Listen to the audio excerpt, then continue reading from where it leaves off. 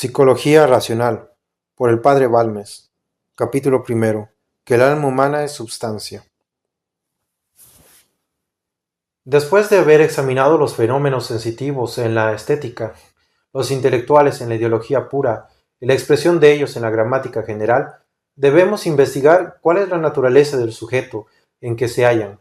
Tal es el objeto de este tratado, psicología o ciencia del alma.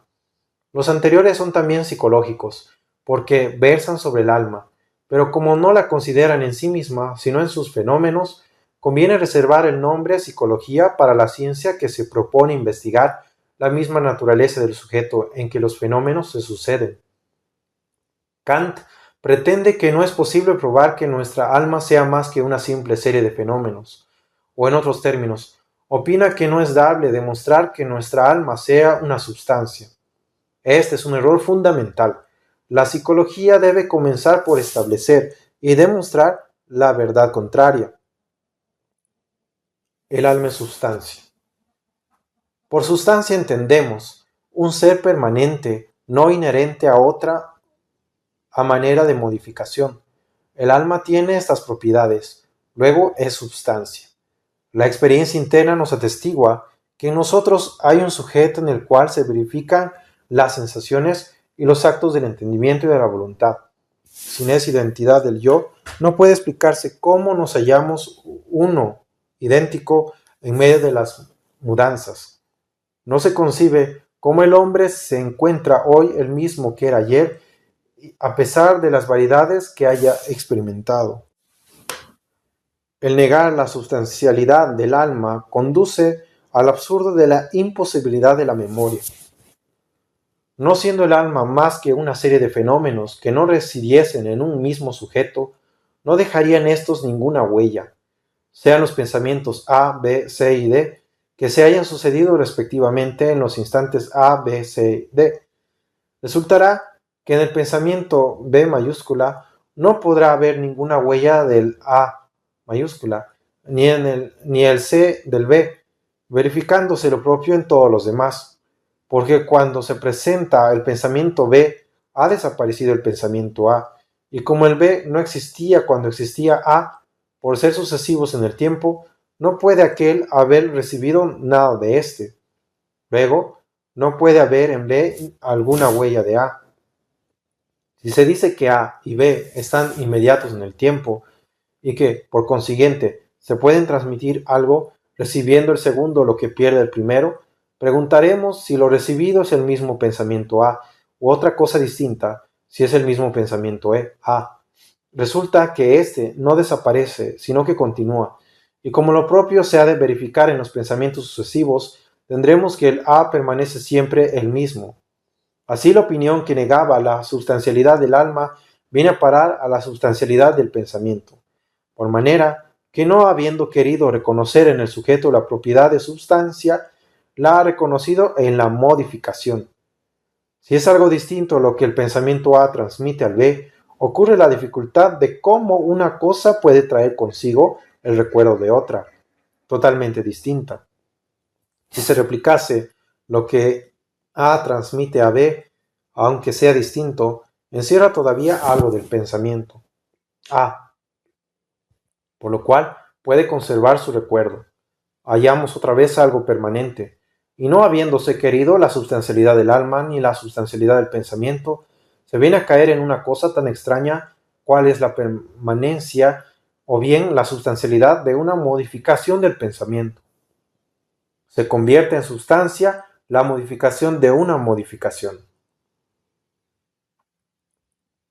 Considérese la cuestión bajo el aspecto que se quiera. Sin la substancialidad del alma, es imposible explicar los fenómenos de la unidad y continuidad de la conciencia. No habiendo en nosotros nada permanente, todas nuestras afecciones, todos nuestros pensamientos, no formarían más que una serie de hechos, sin vínculo de ninguna especie. No habría memoria, no habría unidad de conciencia, no habría reflexión sobre alguno de nuestros actos internos, ni pudiéramos siquiera percibirnos, pues que no habría sujeto percipiente, y cada fenómeno sería tan extraño al otro como un pensamiento de un hombre lo es al de otro. Capítulo 2. Simplicidad del alma. El alma humana es simple, lo que carece de partes, y el alma no las tiene. Supóngase que hay en ellas las partes A, B, C. Pregunto, ¿dónde reside el pensamiento? Si solo en A están de más B y C, y por consiguiente el sujeto simple A será el alma. Si el pensamiento reside en A, B y C, resulta el pensamiento dividido en partes, lo que es absurdo. ¿Qué serán una percepción, una comparación, un juicio, un raciocinio distribuidos en tres sujetos? La unidad de conciencia se opone a la división del alma. Cuando pensamos hay un sujeto que sabe todo lo que piensa, y esto es imposible atribuyéndole partes. Del pensamiento que esté en la A, nada sabrán B ni C, y recíprocamente. Luego no habrá una conciencia del todo el pensamiento. Cada parte tendrá su conciencia especial, y dentro de nosotros habrá tantos seres pensantes cuantos sean las partes. Además, estas partes A, B y C o serán simples o compuestas. Si son simples, llegamos a seres pensantes simples, y por consiguiente a lo que nosotros llamamos almas. Así, no queriendo reconocer una en cada hombre, se cae en el extremo de admitir muchas. Si las partes son compuestas, volveremos al mismo argumento del párrafo anterior, y por consiguiente será preciso llegar a seres simples, pensantes, o proceder admitiendo nuevas partes hasta lo infinito, en cuyo caso la conciencia no será una, sino multiplicada hasta lo infinito. Para eludir esta demostración, de nada sirve el apelar a una comunicación de las partes entre sí. Supongamos que se quiera conservar la unidad de la conciencia pensante, fingiendo que la parte A comunica todo su pensamiento a las B y C, y que éstas hacen lo mismo con respecto a ella. Contra este efugio militan las siguientes dificultades. Primera, no puede alegarse ninguna razón, ni a priori, ni de experiencia, para probar que existe una comunicación semejante. Luego, es una pura ficción que nada vale en el terreno de la ciencia. Segunda, no se salva la unidad de conciencia, antes bien se la triplica. No resulta un ser pensante, sino tres, o cuantas sean las partes que se hallen en comunicación. Tercera, si al fin se ha de llegar a seres pensantes simples, porque sin esto no se puede explicar la unidad de conciencia. ¿A qué multiplicarlos para verse luego en la necesidad de fingir comunicaciones imaginarias? Si se conviene en que no es posible explicar la unidad de conciencia, sin admitir que cada ser pensante reúne en sí todo aquello de que tiene conciencia, ¿por qué no admitir desde luego el ser pensante uno y simple? Capítulo 3. Identidad del ser que en nosotros piensa y siente. El ser que piensa en nosotros es el mismo que siente. El admitir en el hombre diversos sujetos de estas acciones es romper la unidad de conciencia. En efecto, yo mismo que pienso tengo conciencia de que siento. Si estos dos principios fueran distintos, la conciencia de ambos cosas a un tiempo es imposible. Sean los dos sujetos A, B y B, A experimentará una sensación, B un pensamiento, siendo A y B distintos. ¿Por qué ha de tener el uno conciencia de lo que pasa en el otro? Se dirá tal vez que se lo comunican, pero en tal caso volvemos a la dificultad del capítulo anterior. La comunicación no significa otra cosa sino que A transmite a B su sensación, al paso que B transmite a A su pensamiento, en cuyo caso resulta que A siente y piensa y B piensa y siente. Luego, queriendo evitar el admitir un ser que pensase y sintiese, se admiten dos. Se puede objetar a esto el que experimentamos con mucha frecuencia que el pensamiento y la voluntad racional están en contradicción con las facultades sensitivas, lo que parece indicar que los sujetos de ellas son distintos. Esta dificultad solo prueba que el alma experimenta afecciones diferentes y aún opuestas, mas no que éstas residan en distintos sujetos. Por lo mismo que se siente la lucha, el sujeto que la experimenta debe ser uno, De lo contrario, no podría haber conciencia de ambas cosas a un mismo tiempo. Esto nos lleva a consignar la existencia del libre albedrío, considerando al alma como una sustancia dotada no sólo de espontaneidad, sino también de libertad. Capítulo 4. Libertad de albedrío. En nosotros, a más de las inclinaciones sensitivas, hay una facultad de inclinaciones puramente racionales, que se llama voluntad. La existencia de esta facultad podría demostrarse a priori, porque habiendo en nosotros ideas superiores al orden sensible, si nos faltase una inclinación correspondiente a ellas, nuestra naturaleza estaría manca, por decirlo así, debiendo limitarse a pura especulación en lo que se le ofrece de más noble. Pero a más de esta razón tenemos la experiencia que nos atestigua de una manera indudable la existencia de la voluntad. Muchas veces nos acontece que, estando inclinados por el sentimiento a un acto, hacemos lo contrario. Así se verifica cuando cumplimos nuestro deber a pesar del impulso de las pasiones. Entonces se entabla en nuestro interior una lucha en que parece que hay dos hombres, el uno rigiéndose por las impresiones sensibles, el otro por el dictamen de la razón. El heroísmo no es más que una gran victoria que el héroe alcanza de sí propio. El hombre nunca es más grande que cuando cumple su deber, sojuzgando sus inclinaciones más violentas, y es que en tal caso obra como hombre de una manera especial, pues que en la competencia entre las pasiones y la razón abate a las pasiones y saca triunfante a la razón. La voluntad racional es libre. Entiendo aquí por libertad la ausencia no sólo de toda coacción, sino también de toda necesidad intrínseca. Para que haya libertad no basta que nadie nos fuerce en lo exterior. Es preciso además que no haya en nosotros ninguna necesidad intrínseca que nos impela a obrar o querer de una manera determinada. Si por libertad se entendiese únicamente la ausencia de coacción o de violencia, se podrían llamar libres todos los movimientos instintivos y sentimentales, pues que estos proceden no de una causa que influya violentamente sobre nosotros, sino de un principio interno que se desenvuelve sin que podamos impedirlo. Esta libertad que excluye no solo la violencia, sino también la necesidad intrínseca, se llama libertad de albedrío.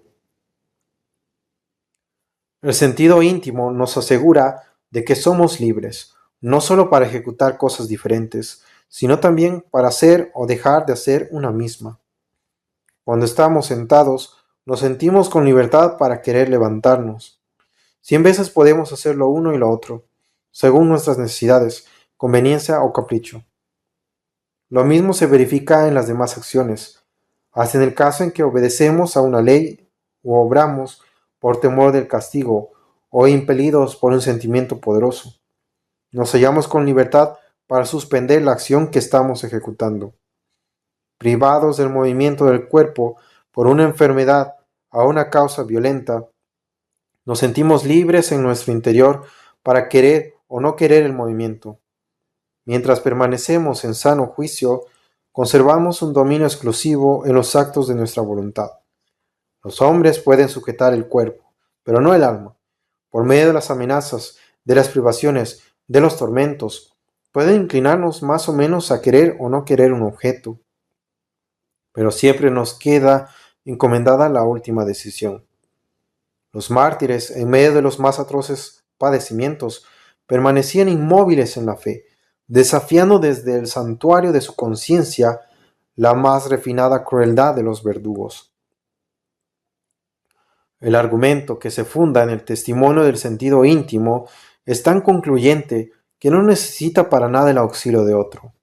La libertad de albedrío la hallamos en nuestro interior, la experimentamos en todos los momentos de la vida y no hemos menester de que otros nos la enseñen. Sin embargo, no será fuera del caso notar que el testimonio del linaje humano está acorde en este punto. La virtud, el vicio, el mérito, el demérito, el premio y el castigo son cosas conocidas por los hombres de todos los siglos y de todos los países. Si quitamos la libertad de albedrío, estas palabras no significan nada, porque no se concibe que pueda haber mérito ni demérito en lo que no se ha podido evitar. Sin libre albedrío, las acciones del hombre serían una emanación de causas necesarias, residentes en su interior, y no merecería por ellas más vituperio ni alabanza que por un dolor, una enfermedad, una afección cualquiera de su organización que no ha podido remediar ni prevenir. El fatalismo, o sea, el sistema que niega la libertad de albedrío, rompe todos los lazos de la sociedad, tanto civil como doméstica, trastorna los principios fundamentales que la dirigen y convierte al linaje humano en un conjunto de máquinas que obedecen a impulsos secretos en cuya modificación no tienen ninguna parte. Así, vanas son las leyes, inútiles los premios y los castigos. El arte de persuadir carece de objeto, y el hombre que con la libertad de albedrío se levanta a una altura tan superior queda reducido por el fatalismo a la miserable condición de los brutos. Nota de esta página. Hay protestantes que recurren a este fatalismo y no se dan cuenta de esta cuestión. Capítulo 5. Comunicación del alma con el cuerpo. Siendo el alma simple y el cuerpo compuesto, se ofrecen gravísimas dificultades cuando se trata de explicar su influencia recíproca. Los filósofos se han dividido en varias opiniones. Unos creen que el alma nada recibe del cuerpo, ni éste del alma, y que sólo son ocasiones de que Dios cause en uno y en otra el efecto correspondiente. Según esto, no es el alma la que mueve el brazo, al querer el alma que el brazo se mueva. Dios le mueve. Las sensaciones no son producidas en el alma por las impresiones corpóreas, sino que, al afectar un cuerpo, nuestros órganos, y por ellos el cerebro, Dios causa en el alma la sensación que corresponde. Este sistema se ha llamado el de las causas ocasionales. Otros filósofos han creído que la influencia recíproca entre el alma y el cuerpo no era solamente ocasional, sino real, física, y a su sistema le llaman del influjo físico. Leibniz, con su fecunda inventiva, escogió otra hipótesis muy ingeniosa, pero destituida de fundamento. Según este filósofo, el alma y el cuerpo pueden compararse a dos relojes, que sin estar en comunicación de ninguna especie han sido construidos con tal exactitud y previsión que el uno siempre marca lo mismo que el otro, sin que haya jamás la menor discrepancia. Así será preciso suponer que en el alma está preparada, desde su creación, toda la serie de sensaciones, pensamientos, actos de voluntad y cuantas afecciones experimenta, y que en el cuerpo se halla otra serie paralela de todos sus movimientos. Estas dos series están dispuestas con tan exacta correspondencia que, por ejemplo, si corresponde a la serie del alma que hoy a las 5:03:04 de la tarde quiera recibir la sensación de la lectura de un libro, precisamente en el mismo instante corresponderá en la serie del cuerpo el movimiento de tomar el libro cuya lectura deseo. Este movimiento de mi brazo, aunque me parezca que procede del imperio de la voluntad, es del todo independiente de ella. El imperio y el movimiento son dos posiciones de las agujas de dos relojes, que coinciden en marcar la misma hora, no porque tengan entre sí alguna comunicación, sino porque su autor los ha construido con tal delicada exactitud, por cuya razón este sistema lleva el nombre de Harmonia Prestabilita. La simple exposición del sistema de Leibniz en su refutación más cumplida. ¿En qué se funda tan extraña hipótesis? ¿Hay algún hecho experimental o alguna razón a priori en que se le pueda cimentar? Además, salta a los ojos la dificultad de conciliar semejante hipótesis con la libertad de albedrío. Si todos los actos de nuestra voluntad están predispuestos con tal orden que el uno se haya de suceder al otro, como los movimientos de un reloj, la libertad es una ilusión, y al ejercer los actos que creemos libres, no hacemos más que obedecer al desarrollo de la serie que de antemano está preparada en nosotros. Supuesto que las dos series son independientes entre sí, resulta que los actos más culpables serán inocentes. El hombre que asesina a otro ejecutará un movimiento necesario y estará tan ajeno de culpa como la rueda de una máquina que aplasta a quien encuentra debajo. Varias son las razones que se alegan en pro y en contra del sistema del influjo físico y de la ocasional. Para no enredarnos en cuestiones vanas, será conveniente fijar las ideas separando lo cierto de lo dudoso. Veamos ante todo lo que nos atestigua la experiencia. Ciertas impresiones recibidas por órganos corresponden determinadas afecciones en el alma, y recíprocamente a ciertos actos del alma corresponden determinados movimientos en el cuerpo. Se aplica a mi mano un pedazo de hielo y mi alma, experimentando la sensación de frío, quiere que la mano se mueva para remover lo que la molesta. Y la mano se mueve. Esto es lo único que enseña la experiencia. En pasando de aquí, entramos en discusiones filosóficas. Los partidarios de la causalidad ocasional argumentan de este modo: lo simple y lo compuesto no pueden influir lo uno sobre lo otro. Estas son cosas disparatadas, cuya acción recíproca no se puede ni siquiera concebir. Un cuerpo obra sobre otro cuerpo porque las partes del agente se aplican a las del paciente. Pero, ¿cómo se podrá verificar esto cuando uno de los dos extremos carece de partes?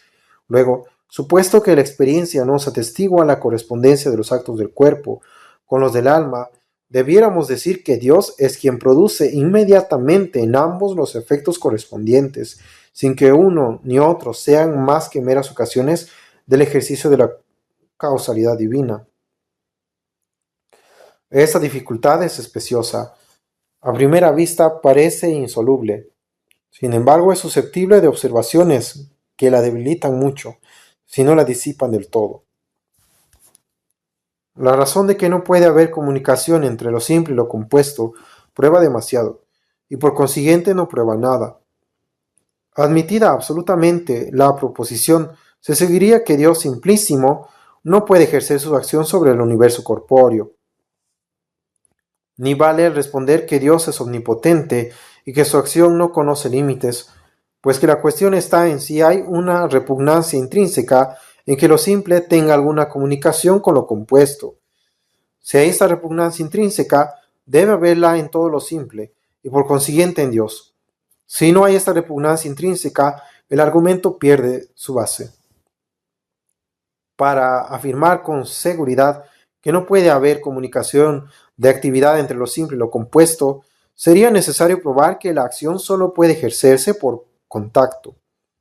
Es cierto que si la acción entre lo simple y lo compuesto debiera ejercerse a la manera que unos cuerpos empujan a otros, no sería explicable sin el contacto de partes con partes, pero como esto no se podrá probar nunca, les será imposible a los ocasionalistas el dar fundamento sólido a su sistema. No siendo concluyente el argumento en favor de la causalidad ocasional, ¿nos decidiremos por el influjo físico? En primer lugar, se debe advertir que es algo confusa la expresión aquí empleada. Quizás sería mejor usar de la palabra real en vez de física, para que, sin confundirse esta causalidad con los hechos materiales, se entendiese bien que sólo se trata de establecer una acción verdadera.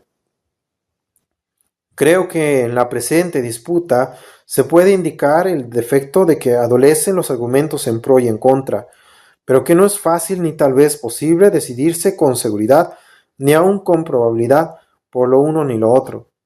Esta es una de aquellas cuestiones que no pueden resolverse por falta de datos, y la ciencia, si alguna hay en este punto, debe limitarse a demostrar la existencia de este vacío.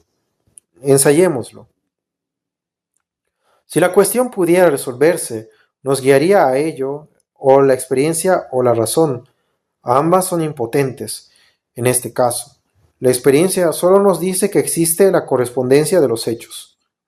Pero no pasa de aquí. El modo con que esto se verifica se halla fuera de su jurisdicción.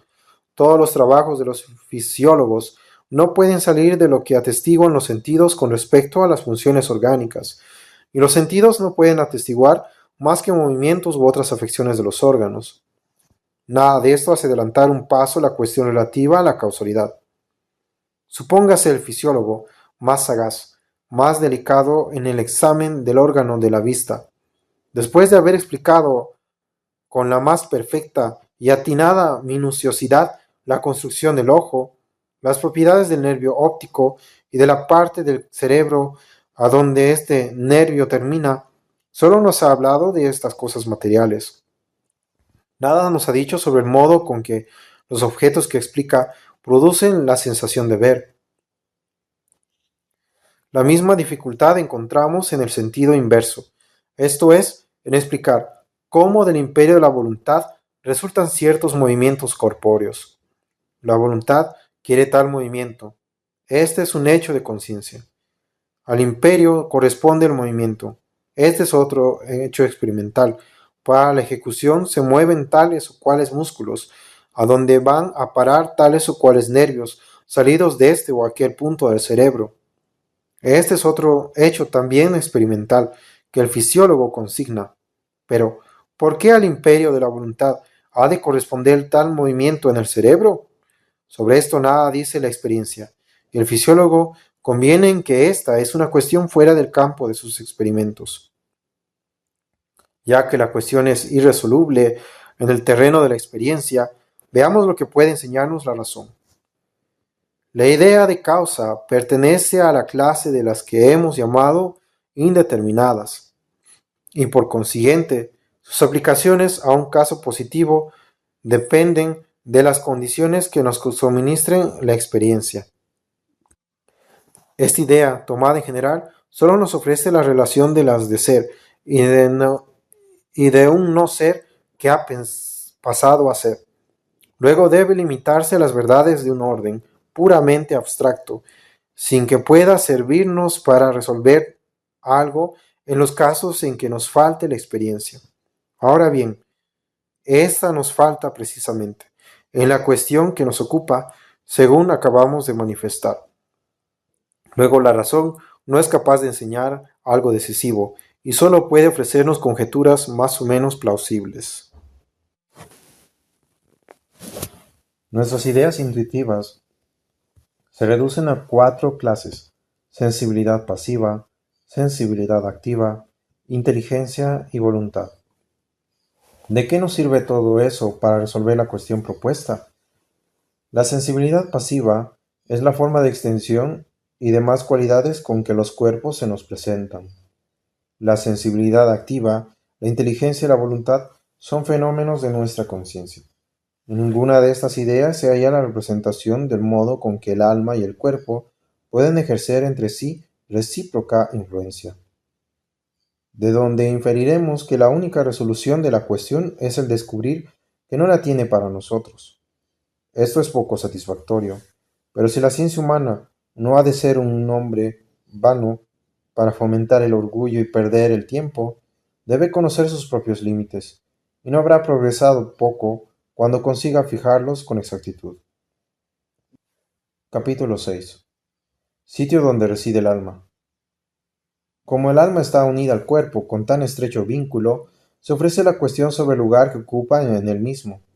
Descartes la coloca en la glándula pineal, Buffon en la membrana que cubre el cerebro, otros en diferente sitio, distinguiéndose por su singularidad la opinión de los aristotélicos, quienes opinan que está toda en todo el cuerpo y toda en cualquiera de sus partes.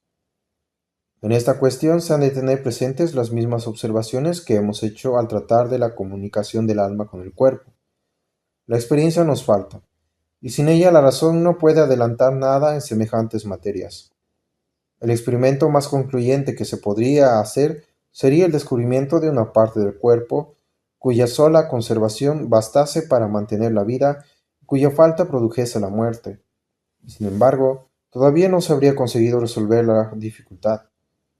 Entonces se habría probado la necesidad fisiológica de un órgano, mas no que el alma resida en él, pues que el conservarse o el acabar la vida por solo un órgano puede depender de otras causas que no tengan relación con el asiento del alma. ¿Quién nos asegura que ella haya de estar precisamente situada en el órgano más necesario? Tal puede ser la relación de los órganos, que unos sean más indispensables que otros por razones que a nosotros se nos ocultan, y que, sin embargo, no sean los más a propósito para la residencia del alma. Séame permitido valerme de una comparación. El maquinista dirige la máquina sin colocarse en la parte más esencial de la misma. El músico pulsa su instrumento sin aplicar su mano a las partes más íntimas y delicadas. Además, la vida se puede terminar por la falta o lesión de órganos muy diferentes, y sin destruirse ninguno de los principales, puede el hombre morir por la falta de la sangre. Infiérese de esto que para probar que el alma se halla situada en una parte del cuerpo, no basta que esta parte sea necesaria para la conservación de la vida, y por consiguiente, ningún experimento fisiológico puede ilustrarnos suficientemente para resolver la cuestión psicológica. La opinión de los aristotélicos no se funda tampoco en razones concluyentes, y a primera vista parece contradictoria. ¿Cómo es posible que una cosa esté toda en diferentes lugares? He aquí el argumento principal, y quizá el único que se le puede objetar. Pero esta objeción tan apremiante aparece tanto más débil cuanto más profundamente se le examina. Si bien se observa, se confunden aquí dos órdenes de ideas totalmente diversos. Se quieren aplicar a un objeto incorpóreo simple las mismas reglas que a los cuerpos en su estado natural, y no se advierte que estar en un lugar significa cosas diferentes, según el ser del que se habla. Tratándose de los cuerpos en su estado natural, ocupar un lugar es tener la extensión propia en una posición determinada con respecto a las dimensiones de los demás cuerpos.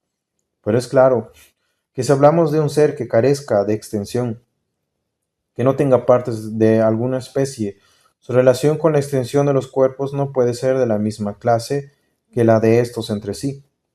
Asentada esta diferencia, la objeción se desvanece. ¿Cómo puede una cosa estar toda a un mismo tiempo en diferentes lugares? Es imposible tratándose del orden establecido en las relaciones ordinarias de los cuerpos, pero si se habla de seres no corpóreos y hasta de cuerpos que no se hallan en el orden natural, desaparece la imposibilidad. Un autor respetable ha dicho que el situar el alma toda en todo el cuerpo y toda en cualquier parte era atribuirle algo de la inmensidad que sólo pertenece a Dios. Permítaseme observar que este cargo es infundado. Las diferencias son varias. En primer lugar, Dios está todo en todo el universo y todo en cualquiera de sus partes. El alma está solo en el cuerpo. Dios estaría del mismo modo en todos los universos posibles si llegasen a criarse. El alma está solo en su cuerpo. Dios, por razón de su inmensidad, está en todo lo existente. El alma puede perder su estancia en el cuerpo, y la pierde por la muerte. Dios tiene su inmensidad por la intrínseca perfección de su naturaleza. El alma tiene su habitación en el cuerpo, con dependencia de la acción de Dios, creadora y conservadora. Estas diferencias son más que suficientes para desvanecer todo escrúpulo, si es que cabe en una doctrina sostenida por tantos teólogos eminentes, entre los cuales descuella Santo Tomás de Aquino. El recuerdo de la inmensidad de Dios, lejos de enflaquecer la doctrina de los aristotélicos, la ilustra y confirma, pues con esto se manifiesta que no hay repugnancia intrínseca en que un ser se halle a un mismo tiempo todo en diferentes partes, y se nos advierte de que esta imposibilidad sólo existe cuando se trata de las relaciones naturales de los cuerpos en el espacio. A estas únicamente es aplicable lo que se funda en el contacto, o en la respectiva y mutua limitación de las partes contiguas. Si pues se trata de partes que no se hallan en este caso, o de seres que no las tengan de ninguna especie. El argumento no prueba nada, porque supone condiciones que no existen y que, sin embargo, son indispensables para que pueda ser valedero. Capítulo 7. Observaciones fundamentales para soltar todas las dificultades de los materialistas. Para dejar fuera de toda duda que el alma es distinta del cuerpo, conviene soltar las dificultades que objetan los materialistas. Esta solución será más fácil y cumplida si antes se fijan con claridad y precisión algunos puntos de cuya confusión nacen las objeciones. El cuerpo es un instrumento de que el alma necesita para muchas de sus funciones, mientras se halla en esta vida. Cuando se emplea la palabra instrumento, no se entiende que el alma elabore sus pensamientos, actos de voluntad y sentimientos por medio de los órganos corpóreos, a la manera que el artesano se vale de los énceros en su oficio, sino que las funciones de dichos órganos son condiciones necesarias al ejercicio de ciertas funciones del alma. Para afirmar que un sujeto le repugna una propiedad, no es necesario conocer la esencia del mismo. Basta tener conocida alguna de sus propiedades necesarias que esté en contradicción con aquello de que se trata. El rudo que ignora cuál es la esencia de la elipse puede conocer muy bien que a dicha curva le repugna el ser triangular, bastándole para esto el saber que en la elipse no hay ningún ángulo. Los objetos que pueden representarse en nuestra imaginación son únicamente los sensibles, y por consiguiente materiales. Los seres incorpóreos, sean sustancias, sean atributos, solo podemos conocerlos con el entendimiento. No los imaginamos, los concebimos. Uno de los argumentos más manoseados por los materialistas es el que ya proponía Lucrecio hace 20 siglos. Las facultades del alma siguen un movimiento semejante al del cuerpo. Cuando éste es tierno, como en la infancia, ellas son tiernas e infantiles. Cuando es robusto, ellas son robustas. Cuando está enfermo, enferman. Cuando envejece, envejecen. Cuando muere, mueren. Luego el alma no se distingue de la organización.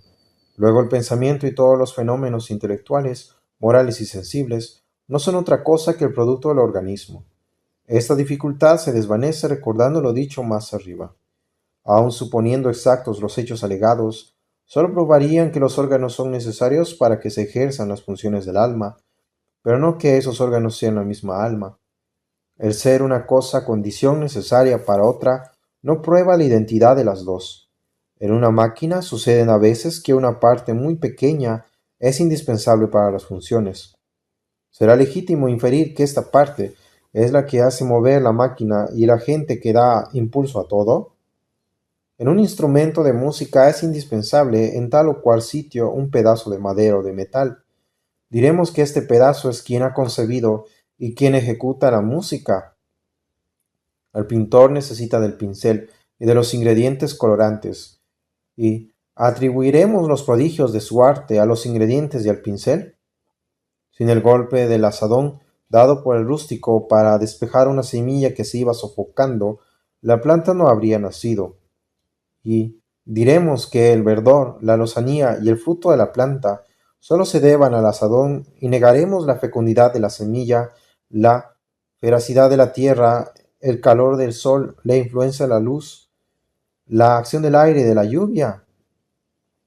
Tal es el raciocinio de los materialistas. Los órganos son necesarios para las funciones del alma. Luego, estos y el alma son una misma cosa.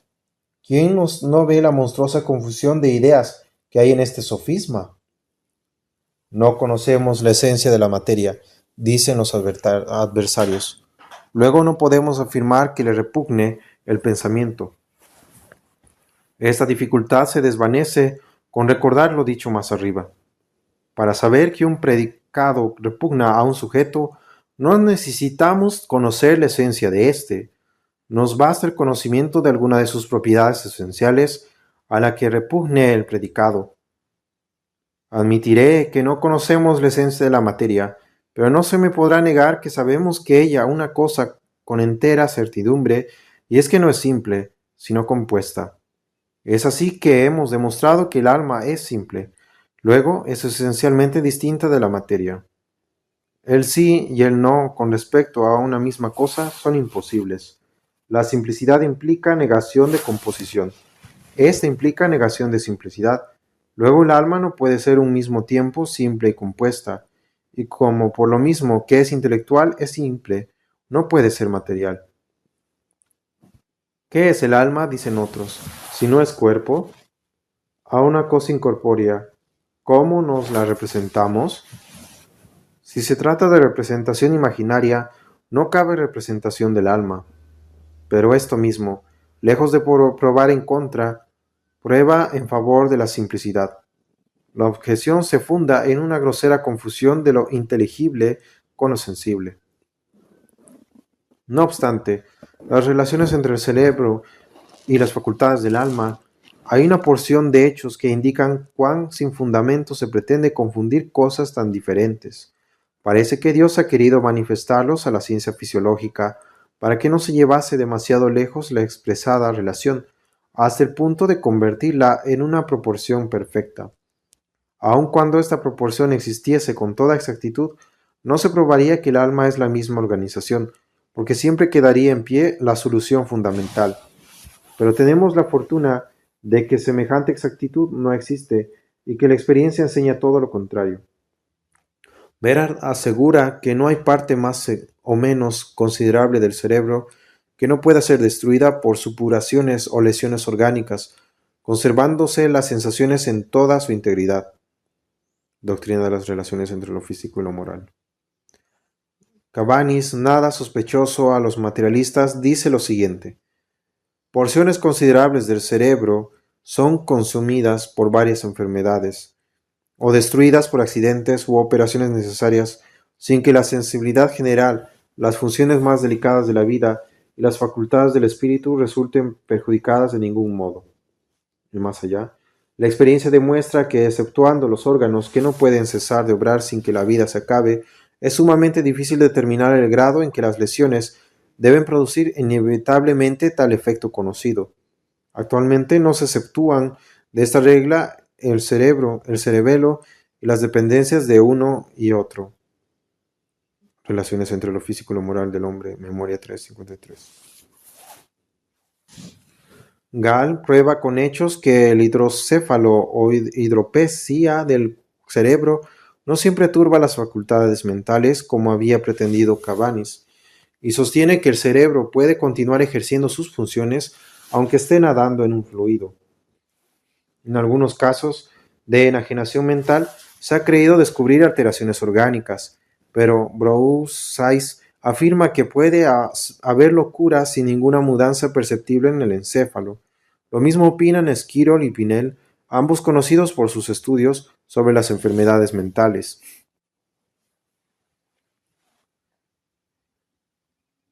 Capítulo 8. Sistema del ángulo facial y de las relaciones del cerebro con el cerebelo. Los que han pretendido determinar el valor de las facultades intelectuales y morales por medio de los órganos han escogitado diferentes teorías, apoyándolas con varios hechos. Daremos de ellas una sucinta noticia, manifestando al propio tiempo que nada pueden probar contra la espiritualidad del alma.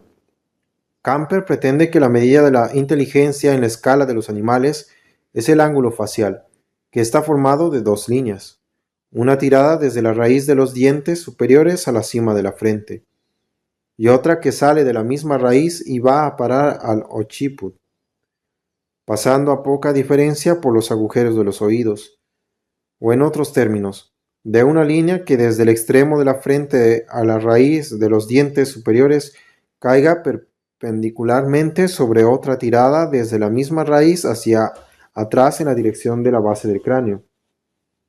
Cuando menor sea este ángulo, tanto más se inclinará la frente hacia atrás, siendo más innoble la figura y acercándose a la de los brutos. Cuando el ángulo es recto o de 90 grados, la cara está en posición vertical y adquiere un especial carácter de hermosura y nobleza. Si el ángulo es mayor de 90 grados, el semblante tiene aire de majestad. Los pintores y escultores griegos y romanos daban a las caras un ángulo mayor de 90 grados, especialmente cuando querían representar a Júpiter, padre de los dioses. Observa además Camper que el ángulo facial del europeo, el hombre de la raza más inteligente, es de 80 a 90 grados, el del camulco y el del negro de 70 y el del orangután de 58. Otros naturalistas varían en esta medida, pero es cierto que se nota la diferencia del ángulo. En pasando a los cuadrúpedos se hace más pequeño, aplanándose más y más la frente, y en los reptiles y pescados llegan las dos líneas a formar casi una sola, desapareciendo todo rastro de cara y terminando la cabeza en un deforme hocico. Esta teoría es más ingeniosa que sólida. Desde luego se debe admitir que, bajo el aspecto de la belleza y de la dignidad, el grandor del ángulo es una condición indispensable, prescindiendo del color. ¿Quién no prefiere la cara de un europeo a la de un negro? Aun sin tanta diferencia, se nota fácilmente que las figuras son más hermosas si tienen la frente elevada y la parte inferior de la cara poco saliente. Nada tenemos, pues, que objetar a los artistas griegos y romanos. Los de nuestros días siguen la misma regla, a una figura que haya de distinguirse por su belleza y dignidad.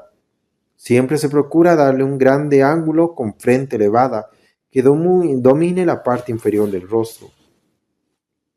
Pero, ¿se puede decir de la inteligencia lo mismo que de la belleza y dignidad? Los hechos no confirman la hipótesis de Camper. Tiedemann ha escrito una memoria sobre el cerebro del negro comparado con el del europeo, y en ella afirma que, a pesar de la diferencia del ángulo facial, no hay ninguna en la estructura interior del cerebro. Este mismo autor ha medido un gran número de cráneos de la mayor parte de las razas, y de sus investigaciones resulta que muchos de los pueblos más bárbaros tienen el cerebro igualmente desarrollado que los europeos. Aun suponiendo que las observaciones hubiesen confirmado la proporción del ángulo facial con inteligencia, ¿se inferiría de esto que el alma no es distinta del cuerpo, del cerebro? No, ciertamente. La mayor perfección del órgano material manifestada en el mayor desarrollo sería la mayor perfección del instrumento, pero no le quitaría a éste su naturaleza ni alteraría la esencia del agente principal. La doctrina de Camper tiene relación con otra, según la cual la mayor inteligencia del hombre depende de que la parte anterior del cerebro se halla en el más desarrollado que la posterior, pues que este desarrollo hace que el cráneo y la frente sean mayores, lo que contribuye al incremento del ángulo. Oken, en su Historia Natural, dice que en los mamíferos el cerebro es 6 veces mayor que el cerebelo, y en el hombre 9 T4.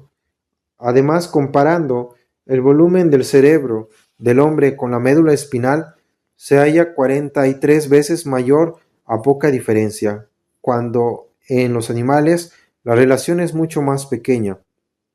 Por ejemplo, en el gato es solamente 4 veces mayor, y en el ratón 3, según dicen el citado Oken y Carus en sus elementos de anatomía y en su zootomía.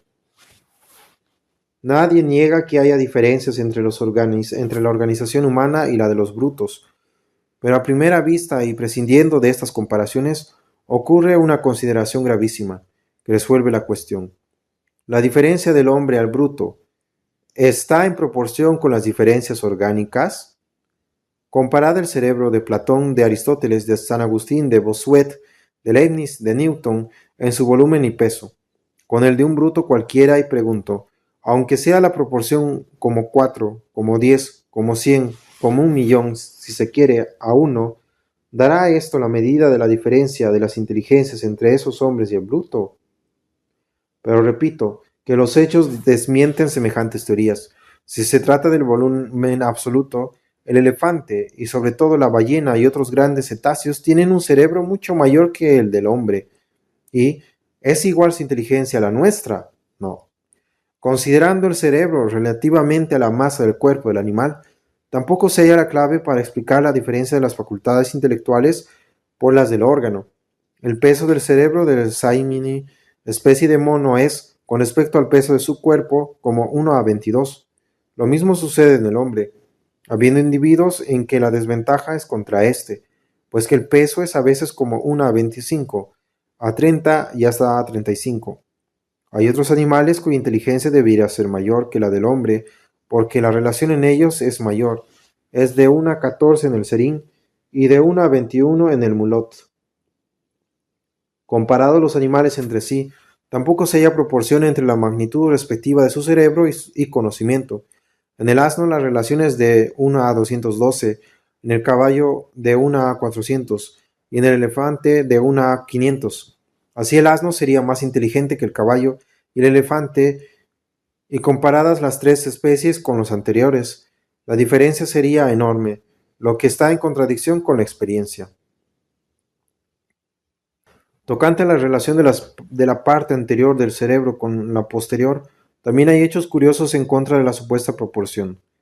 Dice Forichon, Impugnación del materialismo y de la frenología, que el doctor Leuret ha encontrado que precisamente los animales cuya parte anterior está más desarrollada con los menos inteligentes, si se admitiese la teoría que combatimos, el conejo tendría más conocimiento que los monos, siendo lo más curioso el que el asno y el caballo serían más inteligentes que el hombre. He aquí algunos datos que nos proporciona el doctor Leuret, valuada la relación en milímetros. Nota de la página se pondrá en la descripción.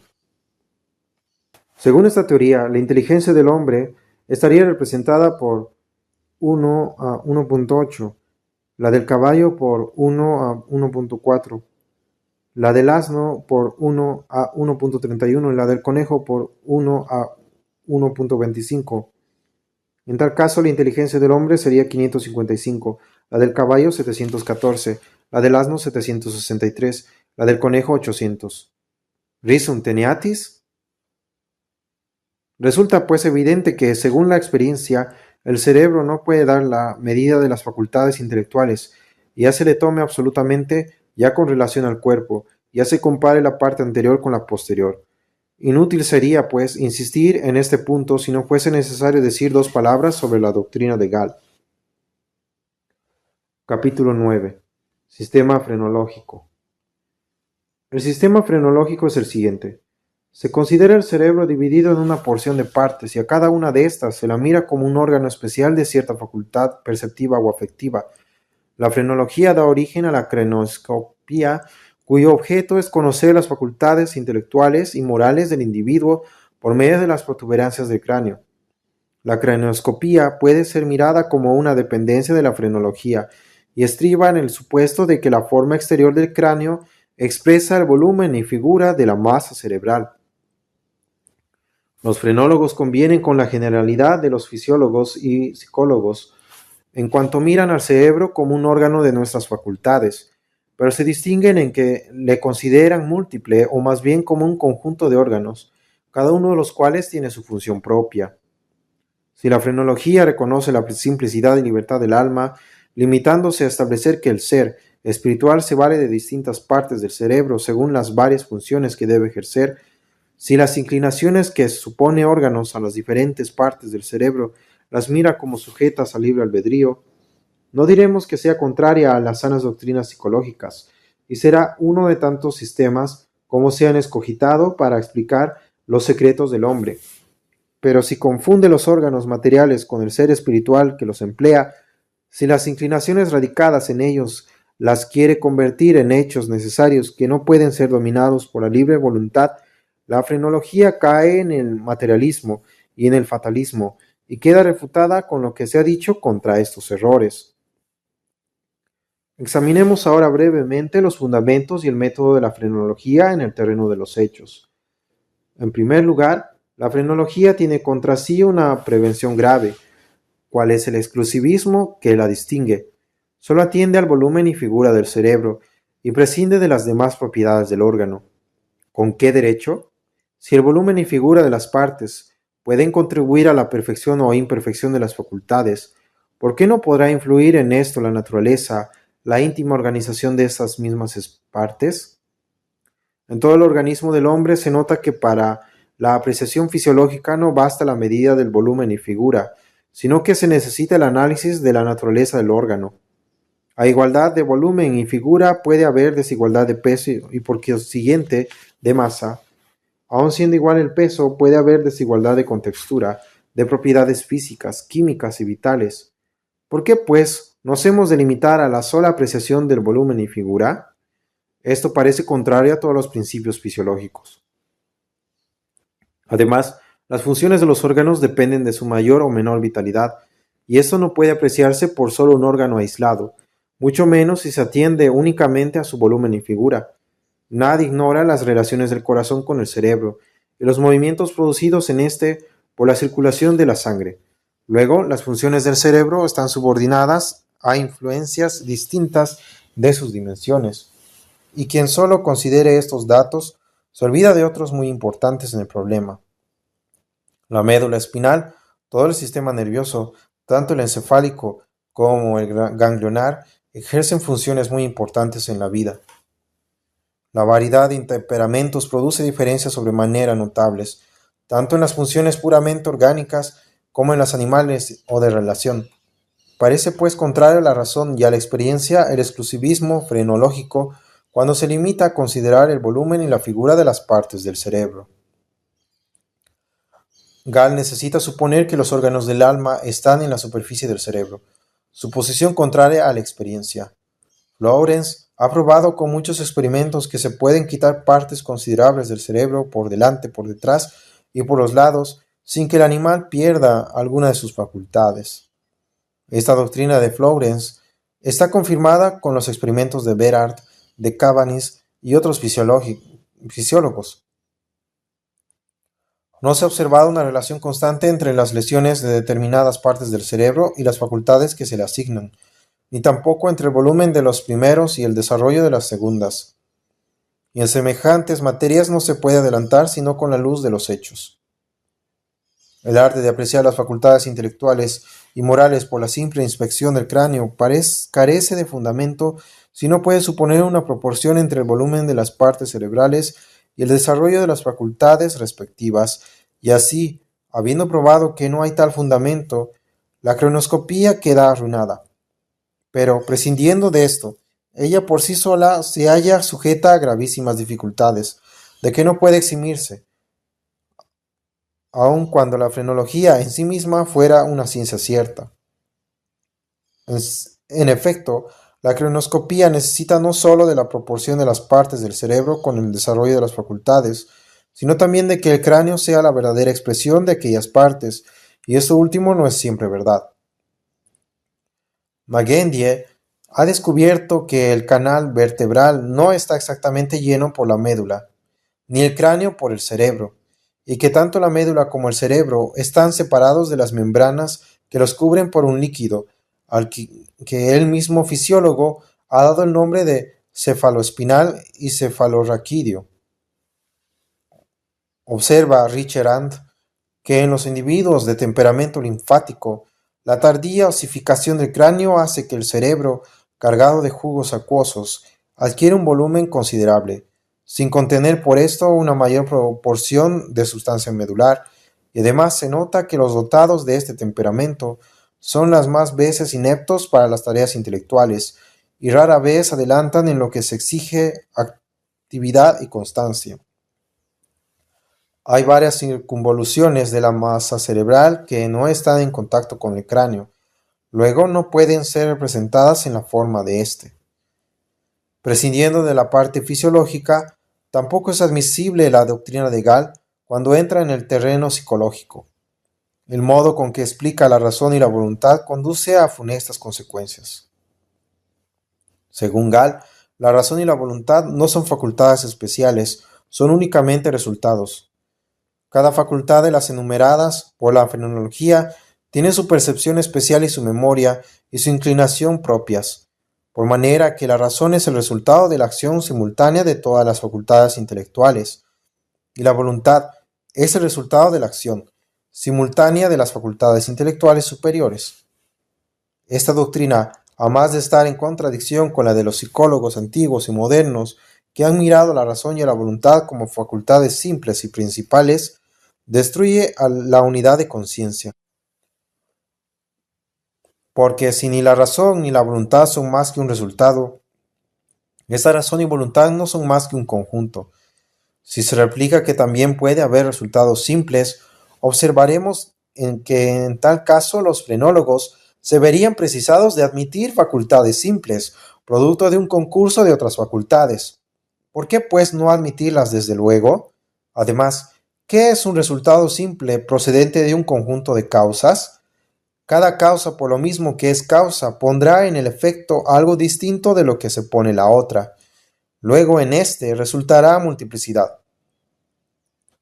Inferiremos de lo dicho que por la constitución de los órganos, nada se puede conjeturar sobre las facultades del hombre, esto sería otra exageración.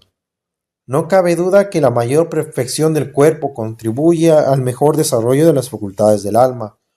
Muchos filósofos creen que no hay ninguna diferencia entre las almas humanas y que la variedad en la extensión de las facultades en los individuos solo depende de la mayor o menor perfección de los órganos a que están unidas. ¿Quién no ha notado la amplitud y prominencia de la frente de muchos hombres ilustres? ¿Quién no se ha sentido inclinado una y mil veces a juzgar las cualidades de una persona por su semblante, figura y movimientos? No pretendo, pues, condenar toda observación para descubrir por indicios externos las facultades internas. Solo advierto que no se debe elevar fácilmente al rango de ciencia un conjunto de hechos no siempre constantes, frecuentemente contradictorios y sobre todo mal aplicados al objeto de que se trata. Para que los jóvenes tengan en esta materia reglas con que dirigirse, pongo a continuación algunas observaciones que no deben perder nunca de vista. Primera, no debe admitirse ningún sistema que esté en contradicción con la espiritualidad del alma y su libertad de albedrío. Salvos estos principios, no hay inconvenientes en admitir ciertas relaciones entre la mayor o menor perfección del organismo y el desarrollo de las facultades del alma. Tercera, como estas materias son de pura observación, es necesario guardarse de establecer ninguna proposición general y absoluta sin haber antes recogido un gran número de hechos relativos a hombres de todas las razas, de todos los grados de la escala social, de todas edades, sexos y condiciones, y por fin de todas las situaciones de la vida. Cuarta, en general es peligroso el exclusivismo en favor de un órgano determinado, porque en la íntima relación que entre sí tienen es imposible que no ejerzan grande influencia los unos sobre los otros. Por esta razón el sistema de Lavater lleva ventajas al de Gall. Lavater no toma el cráneo como un único indicio de las facultades del alma, sino que extiende su observación a todo el cuerpo. El temperamento, el tamaño y figura de la cabeza, el gesto, la actitud, el porte, los modales, el metal de voz, los ojos, la mirada, la boca, la nariz, la frente, la barba, el cuello, el pecho, los músculos, las manos, hasta los cabellos, todo lo hace entrar en combinación para juzgar con acierto. Esta doctrina, sea lo que fuere de su valor e importancia, es más racional que la de los frenólogos, estando más de acuerdo con los buenos principios fisiológicos y con lo que dicta el común de los hombres, el simple buen sentido cuando se proponen juzgar del interior por las apariencias externas. Capítulo 10. El alma de los brutos. La naturaleza del alma de los brutos es un secreto que no ha podido aclarar las discusiones filosóficas. Los materialistas se han querido aprovechar de esta dificultad y la han objetado a los defensores de la espiritualidad del alma humana. Cita: si el bruto, han dicho ellos, no encerrando nada más que materia, siente, tenemos que una organización puramente material puede producir sensaciones. ¿Por qué, pues, mejorándose no podría engendrar el pensamiento, la voluntad y cuantos fenómenos hallamos en el hombre? Sí, la cita. Es sobremanera difícil el explicar la naturaleza del alma de los brutos, pero es sumamente fácil el demostrar que esta obscuridad filosófica nada prueba en favor de los materialistas. Descartes y otros filósofos han sostenido que en los brutos no había sensación, que eran meras máquinas, de suerte que todo cuanto vemos en los animales no es más que puro movimiento producido por resortes mecánicos. Si se los punza o quema, gritan y se agitan. Si pueden, huyen, o cuando no, pican, arañan o muerden. Pero estos fenómenos no resultan de que el animal experimente dolor, sino que con la punzada o el fuego hacemos mover un resorte que produce el sonido de la voz y los movimientos consiguientes. Al montar un reloj se oye también cierto sonido y se ven movimientos, sin que el reloj experimente sensación alguna. Esta opinión filosófica no desata el nudo, lo corta. Es un recurso desesperado para salir de dificultades. En su propia extrañeza lleva contra sí una prevención poderosa. Quodcunque ostende mihi, sig incredulus odi. En esta cuestión se divaga mucho, porque se quiere ir más allá de lo que sus límites permiten. Fijémoslos, pues, exactamente, que entonces habremos adelantado no poco en el camino de la verosimilitud, ya que no de la verdad. La cuestión sobre el alma de los brutos pertenece a la que hemos llamado el orden real. Se trata no de ideas, sino de hechos. Es preciso, pues, ante todo, consultar la experiencia. Veamos lo que nos dice. Hay en los brutos una organización que tiene cierta analogía con la nuestra. Nacen por generación, se conservan y crecen por nutrición, mueren por descomposición. Esto nos lo atestiguan los sentidos y lo aplican largamente la zoología y anatomía comparadas. En el uso de los medios para la conservación del individuo y de la especie vemos cierta analogía con lo que nosotros ejecutamos. Buscan el alimento y lo demás favorece a su existencia. Huyen de lo que les daña. Se proporcionan cosas que a nosotros nos causa placer y se guardan de otras que nos produce dolor. En invierno se arriban a la lumbre o se exponen a los rayos del sol. En verano se retiran a lugares frescos. Siguen a quien los cuida y acaricia. Se apartan de quien les pega. Cuando logran lo placentero, hacen gestos que parecen de contento. Cuando reciban una contusión o herida dan gritos. Sufren convulsiones semejantes a las que vemos en el hombre. Estos fenómenos no admiten duda, no son objeto de discusiones, pues que se ofrecen a los sentidos. La dificultad está en explicar la naturaleza del principio interno de que dimanan. Aquí acaba la observación y empieza el discurso. Como no podemos trasladarnos al interior del animal para ver intuitivamente lo que allí hay, claro es que la cuestión entre Descartes y sus adversarios no puede resolverse por experiencia inmediata. Los mayores adelantos zoológicos no conducirán más allá de movimientos orgánicos, aferrándose Descartes en sostener que el principio de estos no es más que un ser sensitivo. No habría ningún medio de convencerle por experiencia. La sensación no se ve ni se palpa. En este caso la observación no se extiende más allá de la esfera corpórea.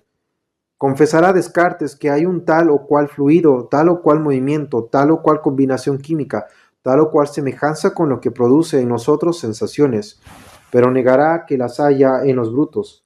Dirá que no, la semejanza no es el hecho, que aun suponiendo que no hubiese disparidad en el fenómeno, no se inferiría semejanza en su principio.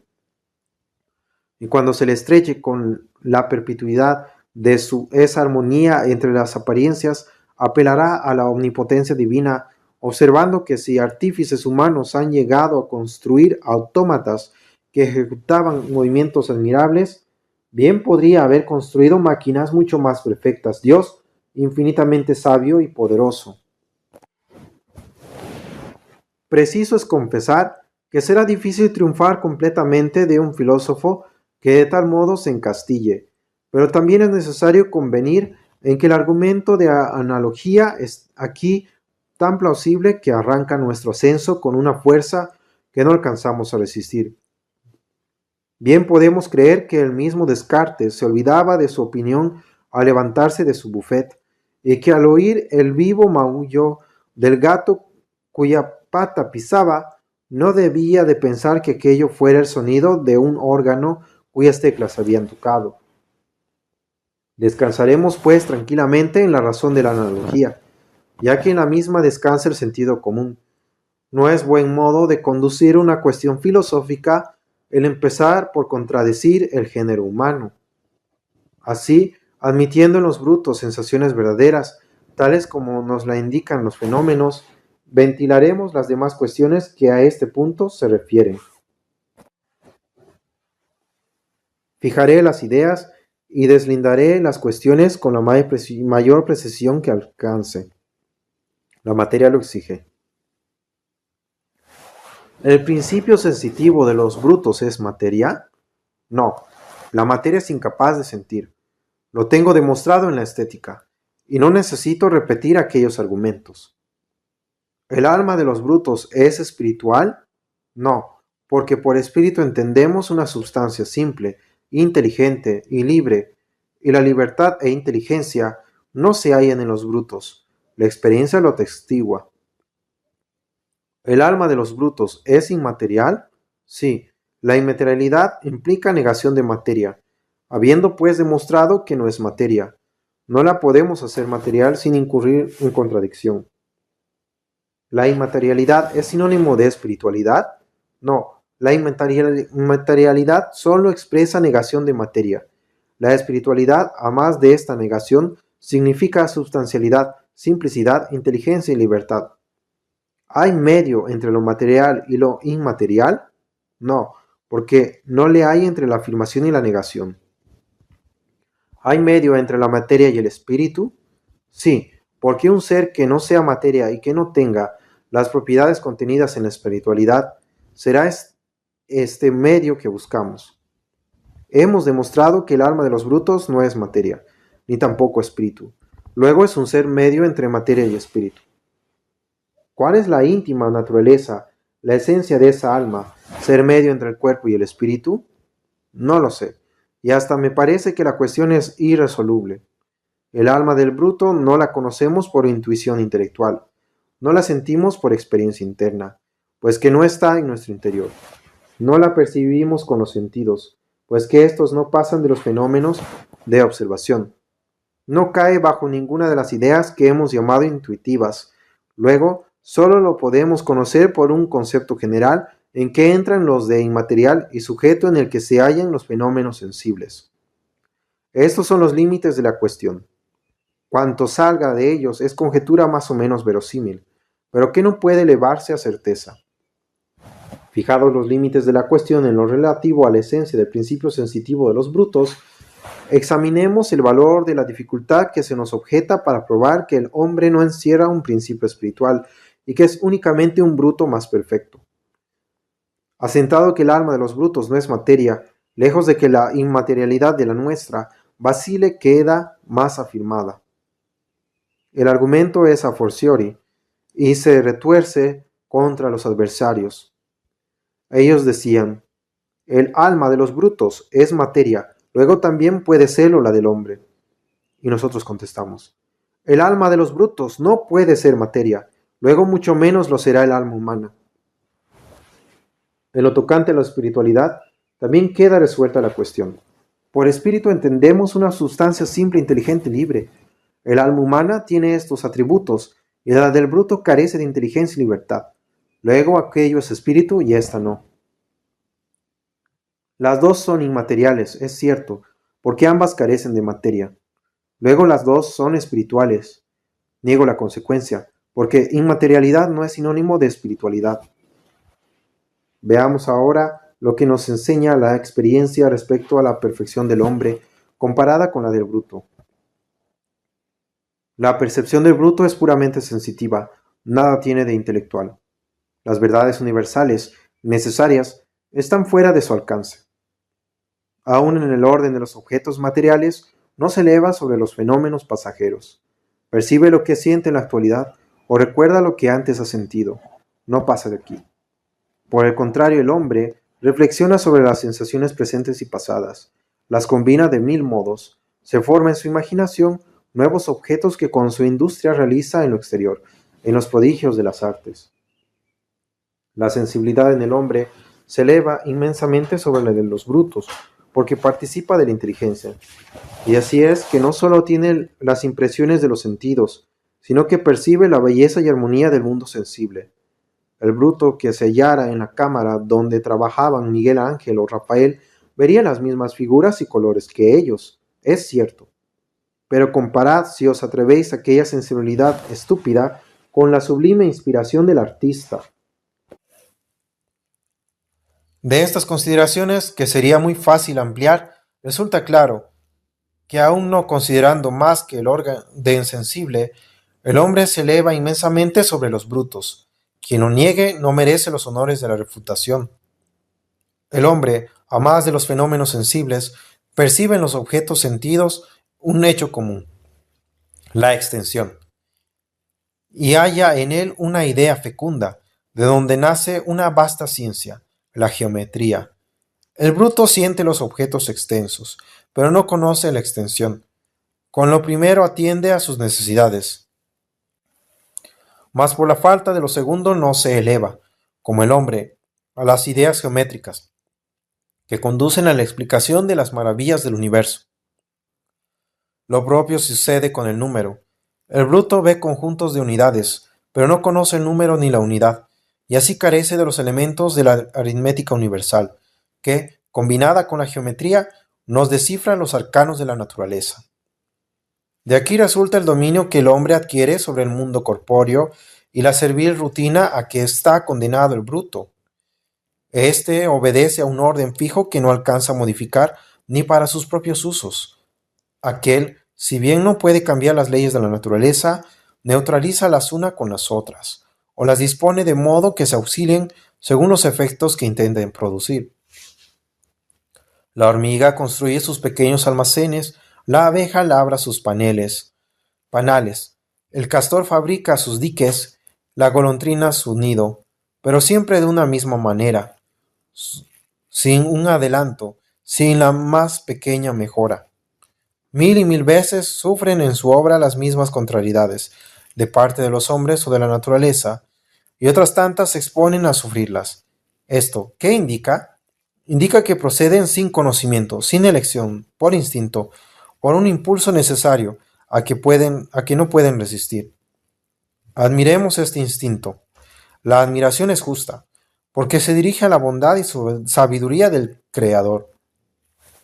Pero reconozcamos la superioridad de la inteligencia, y no seamos tan necios que al ver un panal o un nido confundamos a sus artífices con la especie humana, con el hombre que ha construido las pirámides de Egipto, los anfiteatros antiguos, el Escorial, San Pablo de Londres, San Pedro de Roma, el túnel de Támesis, que ha cubierto el mundo de casas, aldeas, pueblos, ciudades populosas como Nínive, Babilonia, Pekín, Roma, París, Londres, que ha unido los puntos de la tierra con redes de caminos, que ha echado sobre los ríos infinidad de puentes soberbios, que hace tributarias de la agricultura y de la industria las aguas de las fuentes, lagunas y hasta de las entrañas de la tierra, que ha convertido los desiertos en amenos jardines y los cereales en campos de mieses, en feraces vegas, en verdes praderas, que domina la furia de los elementos y se lanza impetérrito a través de los mares, que construye admirables mecanismos medidores del tiempo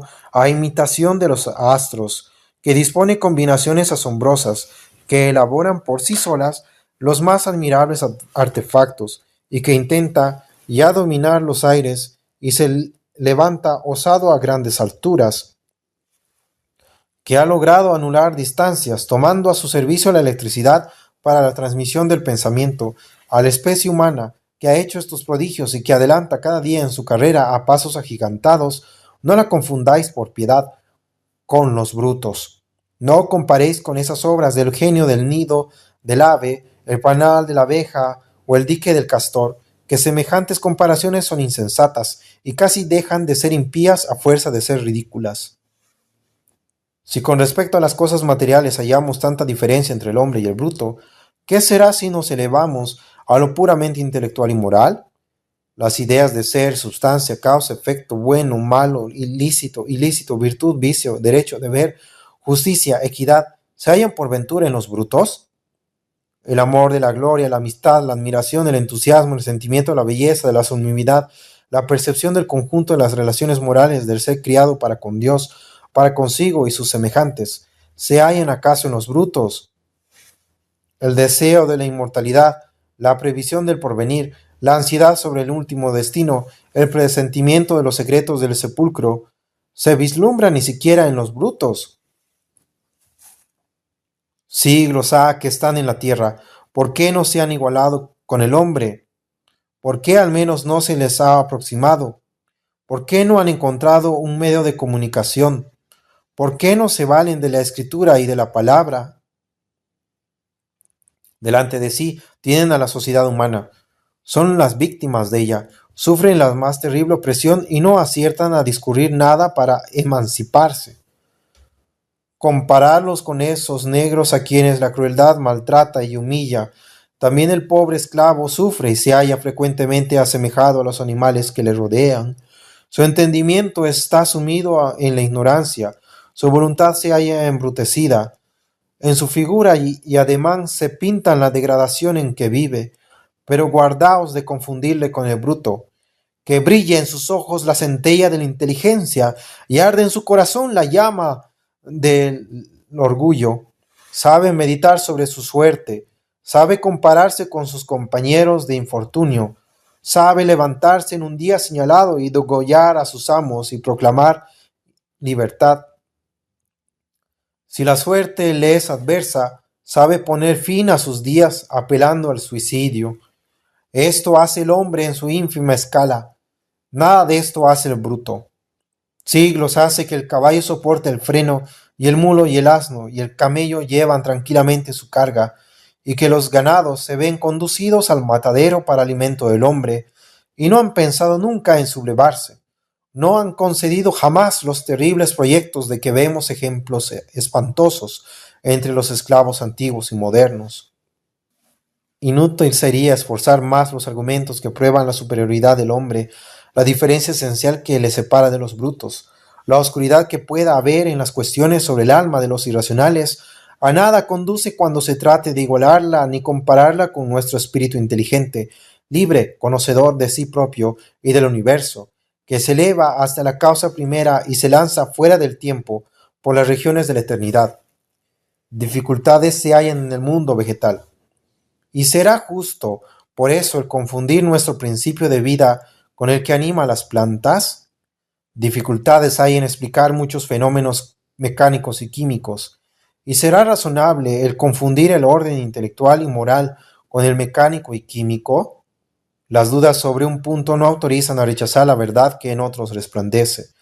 El telescopio del astrónomo no alcanza a disipar las sombras de los abismos del espacio. Mas por esto no le ocurre la extraña idea de desechar los fenómenos que está viendo con sus ojos en el sistema de los cielos.